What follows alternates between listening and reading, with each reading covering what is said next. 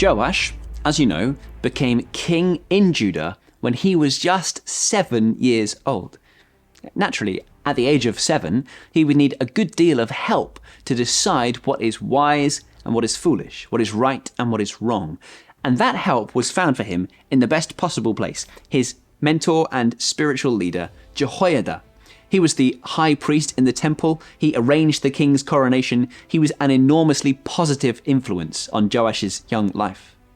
I wonder if you've had any people that you can think of who were older than you, wiser than you, more spiritually mature than you, who helped you to live a better life than you would have done had it not been for their influence. I can think of one or two people beyond my own family who have influenced me enormously through their patience with me and their encouragement of me. I'm grateful to the Lord for them. Joash has such an instructor in Jehoiada. Now, verse 2 sounds like a glowing report on Joash's life, but in actual fact, it kind of hides a subtle secret. Listen to verse 2. He did what was right in the eyes of the Lord all the years Jehoiada the priest instructed him. So Joash was faithful, not all the years of his life, but all the years of Jehoiada's life, and that is a significant distinction, which we'll come back to in just a moment. So the temple, it seems, has fallen into disrepair, and in order to restore it to its former glory, it will take some significant funding. Joash, of course, spent 6 years hiding in that temple, didn't he? And so he's got a certain affection and affinity with this place, which encourages him to push this important work forward. Well, we read that a significant time elapses, and still the repairs that the king has asked for, they have not been made. And so Joash puts himself in charge of the funding of the temple.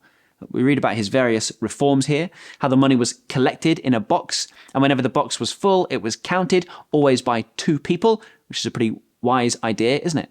And then it was divided up to pay the workers who would come in and repair the temple.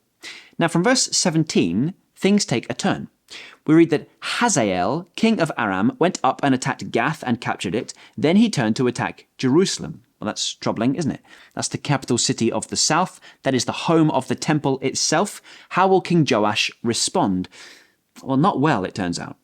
Joash, the king of Judah, took all the sacred objects dedicated by his predecessors, Jehoshaphat, Jehoram, and Ahaziah, the kings of Judah, and the gifts he himself had dedicated, and all the gold found in the treasuries of the temple of the Lord and of the royal palace, and he sent them to Hazael, king of Aram, who then withdrew from Jerusalem. A strange thing for an apparently godly guy to do, we might think. And then in verse 20, stranger still, his officials conspired against him and assassinated him. What is going on here? What explains these turns of events?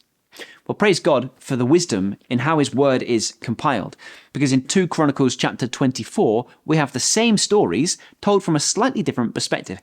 Here, it is made abundantly clear that Joash was faithful to the Lord only as long as his mentor and spiritual father, Jehoiada, was alive. It turns out that when Jehoiada died, so did the faithfulness of Joash.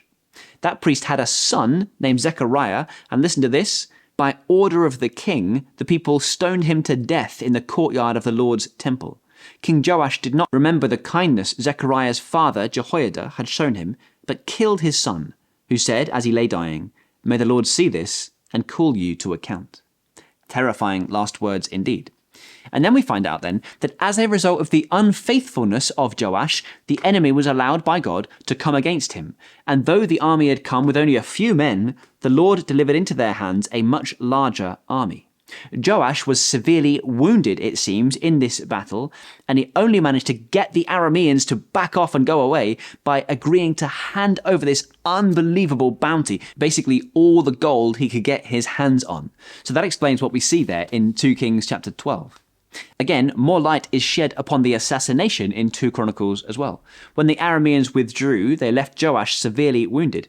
His officials conspired against him, here's why, for murdering the son of Jehoiada, the priest, and they killed him in his bed. So he died and was buried in the city of David, but not in the tombs of the kings.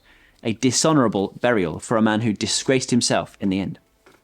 Among other things, this teaches us the importance of finishing well. It's one thing to start the race well, it is another thing entirely to finish well for the glory of God Another important lesson is that we need to stand firm on our own spiritual faith. We need to mature in our faith. Think of those who have been like a spiritual rock to you. Well, the Lord will one day call them home. What then will happen to your faith? Will it prove to be fruitless in the end? If your Christian parents go home to glory, will you still walk with the Lord without their watchful gaze? If your spiritual hero turns out to be a hypocrite, will your faith fall apart? If you are confronted over your sin, does it cause you to become stubborn and hard-hearted like it did for Joash?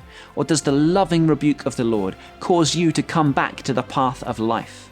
May the Lord help you to be better than this boy king who grew in years but did not grow in godliness and never did mature in his own genuine faith.